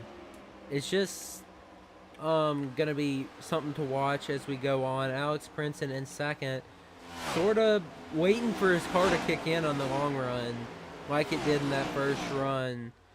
Side by side is J.C. Gibson and Matthew Gaskins. They'll get back single file. Nothing really happens there. Just single file throughout the track. Let's go ahead and go through the field. First, we'll have RJ Root in that 8 car, dominant all night. Really avoided all the trouble and just stuck it out and is continuing to rip that top. Second, we got Alex Princeton from Lake Elmo, Minnesota. Third, Josh Ward. Fourth, Matthew Gaskins. Fifth, J.C. Gibson. Sixth, we have Dalton Mobley. Seventh, we'll have Steve Giverson. Eighth, we'll have Bob Nestor. Ninth, Ryan Samuelson. He's fallen off a little bit. Wonder what's happened there. Both him and Bob Nestor. 10th will be Seba Cornez. 11th, Marty Roberts. 12th, Leo Bonacasa.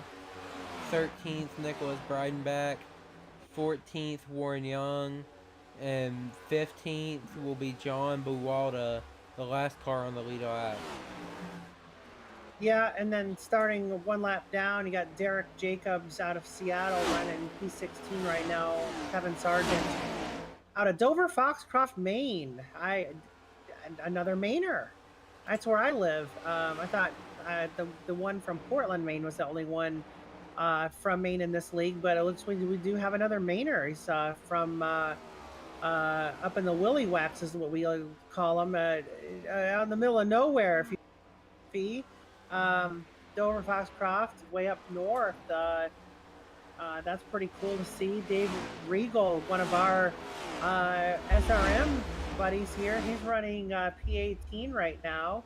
William Fink, 19th, and Jarrett Small, 20th. Rounding out the top 25, we got Jeff Cronin back here in 21st. Alex Murray, Chris Gore, senior, he got caught up in a couple wrecks earlier, running P20 through 3. Andrew Layton out of Huntington Beach, California, running 25th, and Dakota Cave just trying to hold on. He's running there in P25. But going back up front where, you know, RJ just doing his thing, you know, just setting sail and getting her done. And, you know, Alex Princeton trying to make something happen. And I'm not sure. Yeah, the gap is growing a little bit here. No, it's actually doing the opposite. Is it? Okay. That long run speed that we saw Alex Princeton have that last run starting to kick back in, as he's about 1/10 to a 1/2 quicker each lap than RJ Root. He's cut it down from 1.4 to 1.2 in the past 5 laps or so. He actually just put it down to 1.1 in that one corner alone. You're definitely starting to see a little bit of a shift in the momentum, as he's about 1/10 quicker each lap.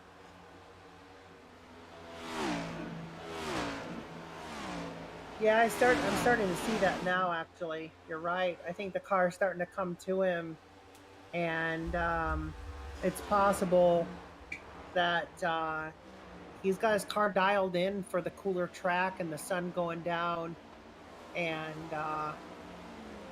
it could play into his hands, you know, as we are about 65 laps from the finish of this. No, I'm sorry. I can do math. What are we, about 45 laps away from being done? Yeah, for about 45 laps. So I know they're going to be having a pit stop here pretty soon. I don't know if I would make a whole lot of adjustments if I was Alex at this point.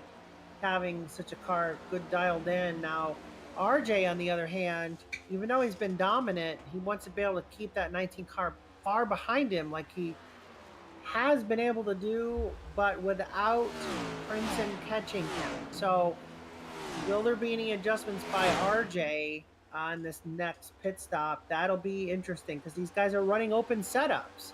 Open setups, you can dial in, tweak, fine tune it, however which way you want, and it's going to be really interesting to see what kind of calls they make for that. Yeah, it sure is. And once again, that time it was 2/10 quicker for Alex Princeton. He is charging and charging fast as his car is the fastest car on track. He is down to 6/10 right around 5 laps ago. It was 1.2. He's closing at one of the biggest rates we've seen all night. It's coming to the end and it's showtime. Alex Princeton is ready and it's his time to shine up here, and he's closing as quick as possible. As that last lap, he was half a tenth quicker. Yeah, and he's running that Bobby Allison throwback scheme too. That from back in the '80s when I first started watching NASCAR when I was super little. Bobby Allison used to run the number 12 machine with that paint scheme on it. So it's really neat to be able to see that car doing so well here at such a, historic track that's been part of NASCAR for decades here at Atlanta, closing in on our leader, like you said. And I think it's just a matter of time, and Princeton's going to be able to knock on that door and possibly slam that door for the first time tonight as far as passing RJ. So if there's a car on the track right now, like you said, he's the fastest car on the track, it's going to be the 19 that's going to be able to get the job done here on lap 123. It's just getting super close. It sure is. He is continuing to catch him, and now he's in the draft. That draft will propel him forward even closer on the straightaways. You see RJ Root duck to the bottom, trying to break the draft. That'll gain him a little bit of time down that straightaway, but Alex Princeton is hitting his money in 3 and 4. He just closed the 10th through 3 and 4 in 1 lap alone. He has caught him and caught him fast. This is some of the best racing we've seen all night, and it's coming to 40 laps to go. You've entered the fuel window, so any time now, these guys will be looking to hit pit road, and the first one down there might be the first one out. And if Alex can short But it's pit a it, gamble because you saw what happened with Ryan Samuelson at their last pit window. He ducked down early, got caught a lap down, was lucky enough to get into the free pass situation where he got his lap back right. Whoa, and we have a spin on the apron, the 6 car going round and round. I believe is not going to bring out a caution as of yet. That 6 machine, at least I want to say it was a 6 machine. I think it was Derek Jacobs. It was. Looks like he's got a little rear end damage. And not sure if he caught a piece of the wall. while you're talking about that, we're side by side for the lead. Alex Princeton was able to get it in 3 and 4. He'll head down to 1 and 2 on that bottom line. They're side by side. Can he get clear out the corner? Slide job, he does. RJ Root looks to the inside. He can't make it happen yet. He looks, he side drafts. Now he has the preferred lane on that bottom. Alex Princeton running the middle now.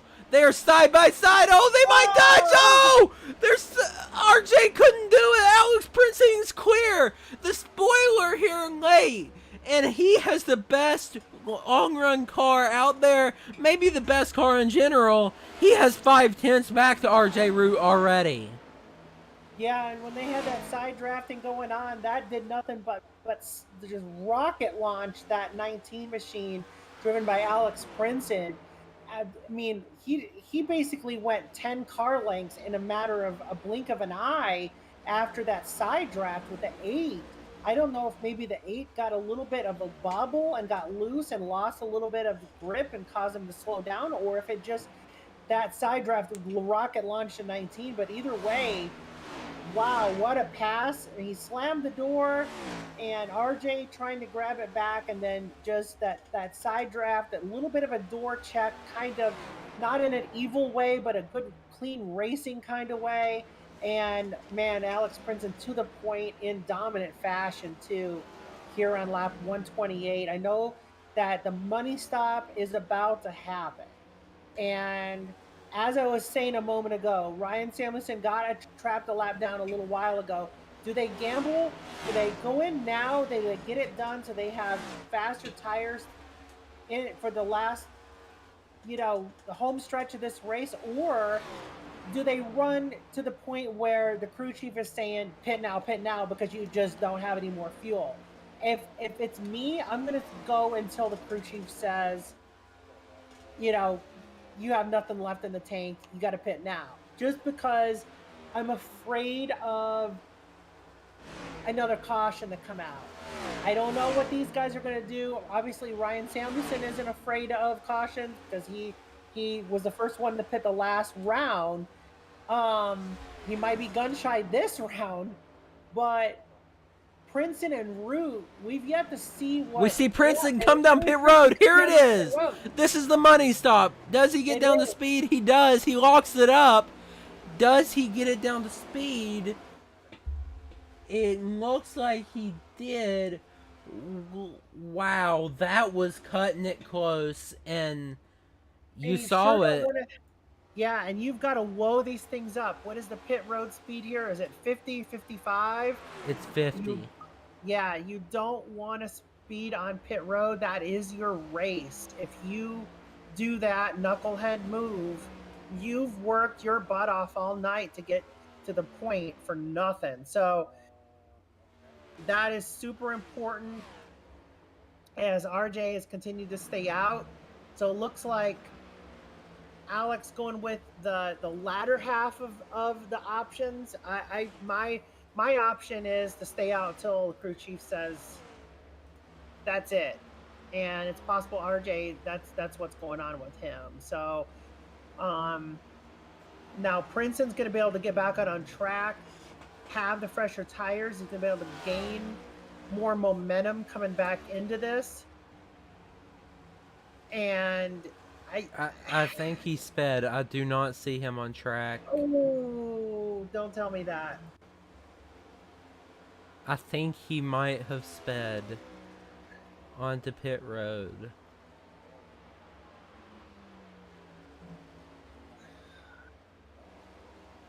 Either that or... He's showing he disconnected from the session. Wow. They had a packet loss, or the gremlins came out and got him. I don't know. That's he may have had a family emergency. God forbid. I hope not. But things happen, and yeah, tough break. That was definitely a strong car. It was fun to watch him catch the 8 car. Not that we're cheering against RJ, but we are cheering for good racing, and that sure was good racing here on the SNN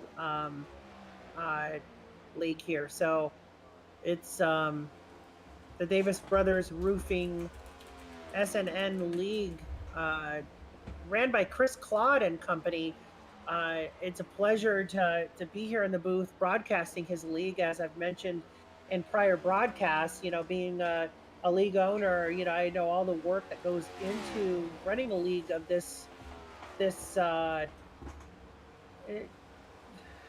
what do you call it?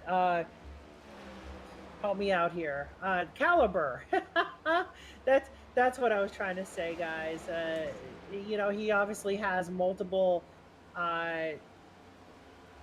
leagues within one, and I do as well. So it's a lot of work. I appreciate Chris Claude and the company allowing me to be here tonight and broadcast, this incredible racing, especially by Princeton and Samuelson and Bob Nestor, by the way.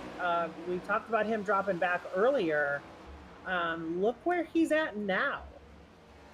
Mr. And Nestor has worked his way back up to P3. he's running the fastest laps on track, so Yeah. if It's- if he can get so going, then this is a chance to get back up there and battle for the lead with RJ. But 4 seconds back, that's a tough task with pit stops getting ready to start. We saw him pit around lap 99, lap 100. So I'd expect in the next 6 or 7 laps, we see pit stops. yes, indeed.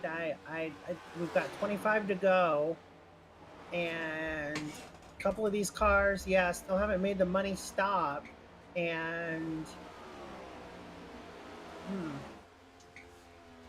be interesting to see, especially RJ, because I mean, he has not been down pit road in a minute. I mean,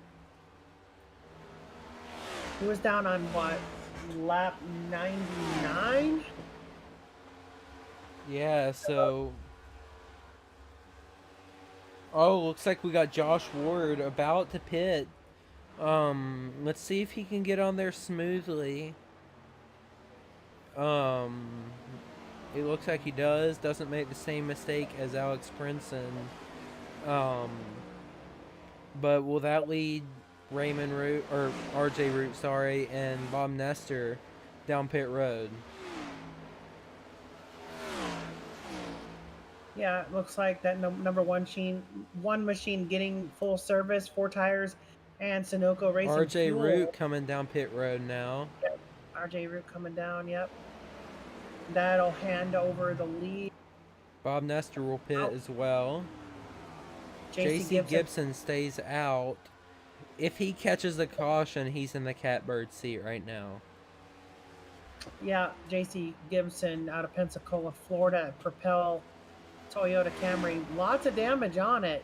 Nonetheless, though, having a great run. You know, that's something a lot more folks would be kind of envious of. You know, to be able to say they're leading a lap with 23 to go with the significant damage. He comes down on the pit road now. JC Gibson pits. Dalton Mobley pitting. Steve Giberson out of Aliso Viejo, California. So he's running that number 60 machine out there. Looks like a kind of a throwback theme for that 60 machine. Looks like maybe some sort of AJ Foyt look-alike or something like that. Looks like he'll drop it down on the pit road. I'm telling you, these pit stops are starting, and they're not going to stop, as that'll hand over the lead to Warren Young as long as as long as he doesn't pit. But just hoping for a caution at this point, these guys are, and it's going to get interesting to see if anybody has anything for RJ Root. Let's look. RJ is coming through 3 and 4 there. Josh Ward is right there, about a second or two behind him. About 2 seconds behind RJ Root. So if some things go his way, RJ gets caught up in some traffic, this could be Josh Ward's race to win. It could be. Ryan Samuelson's also in the mix. I mean, I think once we get this cycle through and get Warren Young and John Bawalda down on pit road, we're going to be able to see a little bit more of what we've got here under 20 to go here at Atlanta. Bob Nestor did get caught for speeding, is what we're hearing. So all of RJ Root's competition kind of getting fiddled away, and Warren Young bringing it down. I mean, John Bawalda now at the point out of Bel Air, Maryland, grabbing the lead here late in the race. Just hasn't pitted yet, and that will hand it eventually back over to RJ. So Josh Ward 2 seconds behind him, is closing a little bit on him. He's gaining actually quite a bit. Josh Ward is onto RJ Root, so we may end up having ourselves a race to the finish here by the time it's all said and done. Yeah, we might, and John Buwalda is just kicking off laps. I believe these are his first laps led in a series ever, and he's pitting in this time, so it's going to be a battle between RJ Root and Josh Ward. As you saw in the background, Josh Ward was ripping on the top line, hoping to get every inch of speed out of it, but RJ just too fast with that clean car.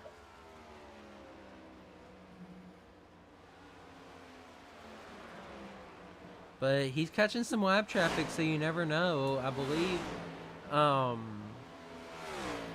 he just got caught behind that red car. Couldn't catch the number on it with the damage. But interesting to see how this all cycled out. With 17 to go, you never know. There could be a caution. You saw in the NASCAR Cup Series races this year that it's not over till it's over, because we've seen crazy last lap wrecks, or almost last lap wrecks, 2 to go, in 2 races this season. Always seems to be a late race caution this year. We'll see if that trend carries over to iRacing in SNN. But with 16 to go, let's go ahead and go to a commercial break, just a quick one, but we'll see you after that.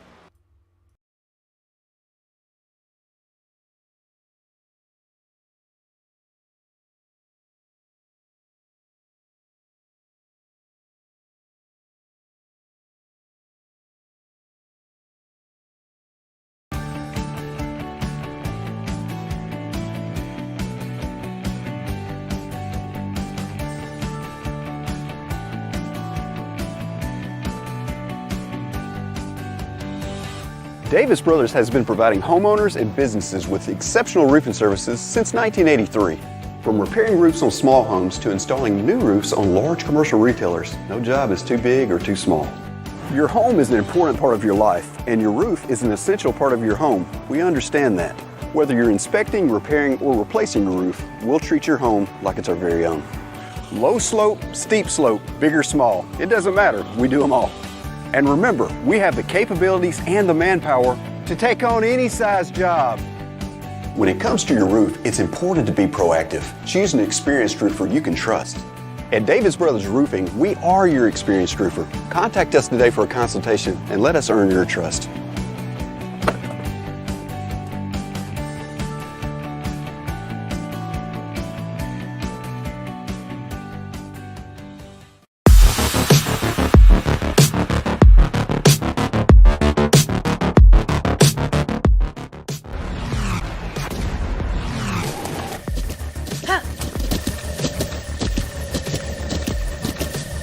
With the Buttkicker Gamer 2, what you see and what you hear is what you feel.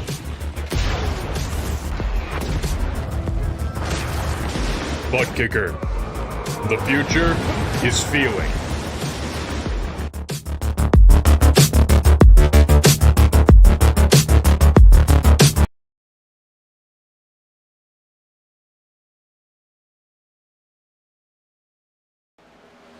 We are back from commercial break, and with 11 to go, Josh Ward is still trying to catch RJ Root, just can't quite do it. RJ continues to have the fastest car on track, with lapping up to 9th place. Leo Bonacasa in 10th, or his car 1 lap down. We'll just have to see with 10 to go. Will we get that caution that we're not really expecting, but it's sort of something that could happen, as we've seen it time after time this season. Yeah, and it changes the complexity of the race altogether, because when you get a guy that's this dominating all race long, this far ahead. I mean, he's got a 3-second gap over second place Josh Ward. When you pull a late caution with under 10 to go like this, it changes everything. It sandwiches everybody back up front. It could breed another caution yet again, setting up for GWC. I don't know, but hopefully it stays green. I think these guys have already seen their fair share of cautions tonight. I think they deserve a good, clean, and green finish. Especially, RJ has had the fastest car on the track all night long. I mean, no one out there really deserves it more than him at this point in the race. I mean, he's had a dominant car. He's led led the most laps. That Ford Mustang has been strong all night, and we talked to him earlier in the race, and, the strategy that he told us he was going to put in play came true for him tonight. And, tough break for the guys that had strategies as well coming into this one that got caught up in melee early, but they'll be able to get out there and get them next week at COTA and beyond. There's still a long race schedule ahead, so hopefully, this will just be a distant memory for those guys, but it'll probably be a good, memorable one for RJ. This guy, again, came into this leading the points, and he's gonna definitely looking to be growing that lead by the end of the night. Yeah, he sure is. Just been the dominant car, running that number 8 Ford Sim Racer's Edge machine. Go check them up. I recommend their setups really fast. But he's catching some lap traffic, so you never know what could happen, as he has a 4-second lead over Josh Ward now. Yeah, and then the lap cars, I'm sure they're going to stay out of his way and let him get his job done. We have 5 to go here, so it's just really a matter of just putting this one in the bag and moving on. So I mean, it's been a great night broadcasting, and seeing what RJ can do. Like you said, the competitors that he had get caught up in pit road errors, and that's you could put all your eggs in one basket and have the fastest setup on the track, have it dialed in, practice all week, stay out of the melee and the trouble early on, and work your way to the front. And then it all comes down to pit road. I mean, that's gotta be the worst feeling. It sure does. And it looks like Leo Bonacasa just let him by, heading into corner, doesn't really want to interfere with anything. But with 3 to go, it certainly does look like, unless we get a caution within the next 2 laps, this is RJ Root's race to win. Yeah, indeed. And I don't think anything else. I don't think anybody's gonna have anything for him at this point. So yeah, I mean, coming 2 to go now, just absolutely dominating performance. Like we said earlier, started 21st. By lap 25, he was already up there battling for the lead with Joe Stafford. Joe Stafford had problems, spun it right in front of his teammate JC Gibson. JC Gibson's running 5th now, behind his teammate Nicholas Breidenbach. Josh Ward in 2nd. All these cars that have damage, RJ Root is the one guy that's kept it clean. And look where he is now. Final lap in the lead, coming out of turn 2 for the final time. RJ Root heading down the backstretch, putting Chris Claude one more lap down as he heads into 3 and 4. RJ Root will win at Atlanta. yeah, nice job, Raymond. I mean, this just a dominating finish by Mr. Root, and Josh Ward looks like he's going to bring it home. P2, Ryan Samuelson in 3rd. Nicholas Breidenbach looks like he's going to cross the stripe in 4th, and JC Gibson 5th. Nice run by those guys. I know some of them have damage, some of them don't, but you know, just a good race there at the end, especially the latter half of this race. Just getting it done out here and dominating fashion. I mean, what else can you say? I mean, nice job. As I'm sure he's going to do a little victory dance down here at Victory Lane, and the stripe, probably burn it down just a little bit for us here, and we'll try to grab some interviews for you guys here in just a minute. Yeah, RJ doing those burnouts as deserved, dominated from lap 1, or, well, not lap 1, from lap 25 on throughout the rest of the race. He deserved it, and it showed as he ended up winning here today at Atlanta.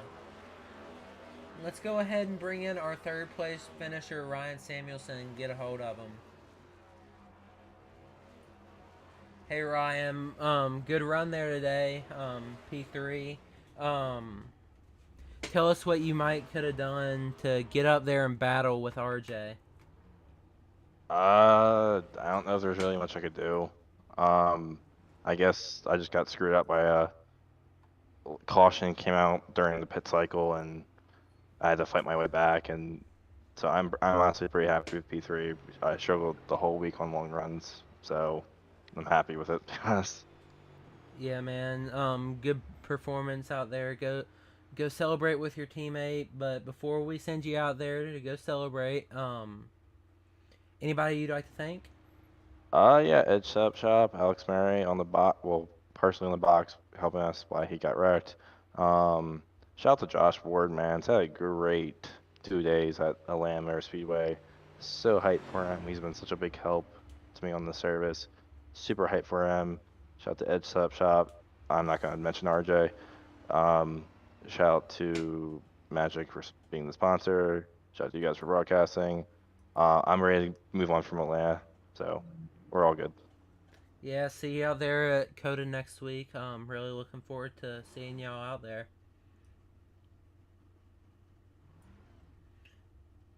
That was our 3rd place finisher, Ryan Samuelson. Let's go ahead and bring in our 2nd place finisher, Josh Ward here.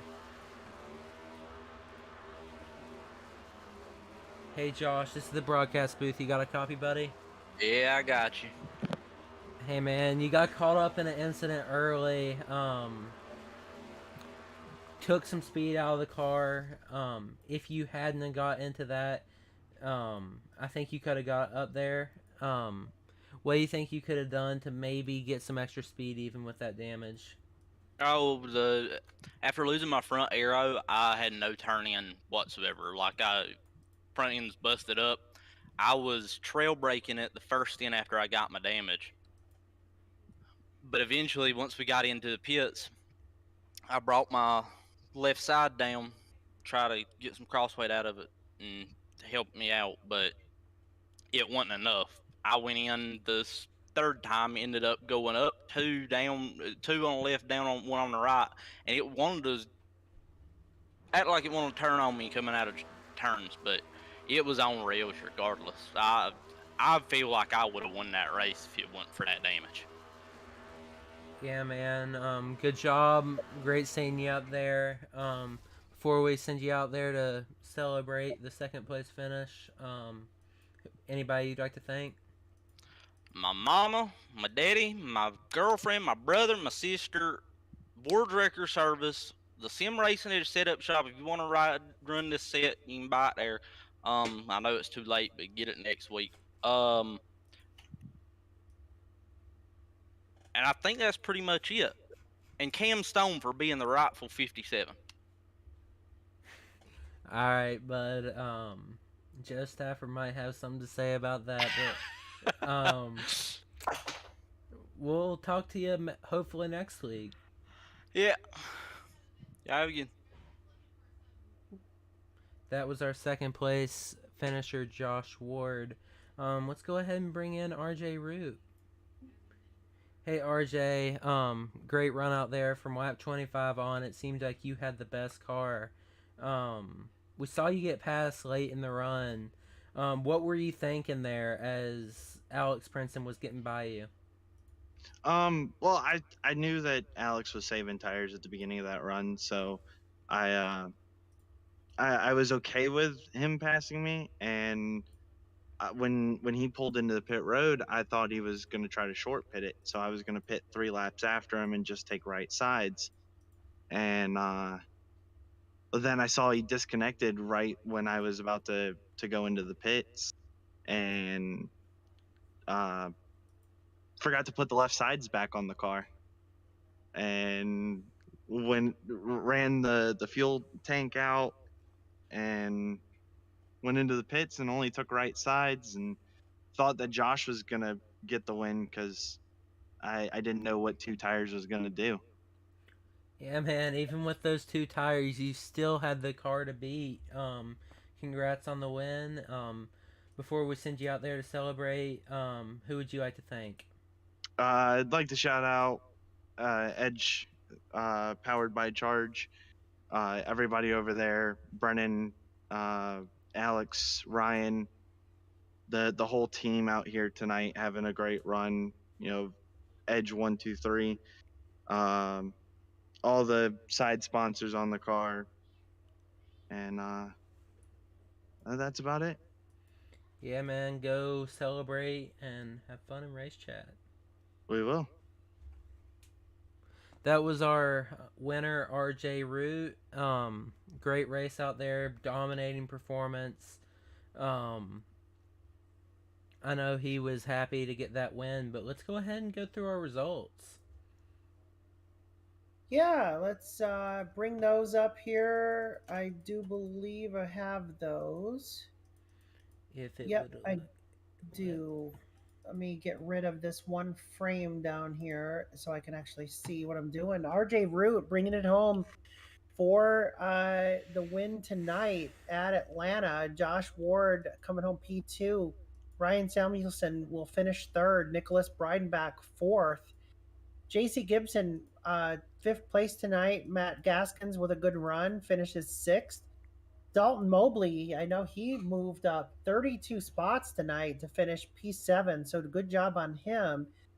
Steve Giberson brings it home eighth, and Seba Cornez ninth.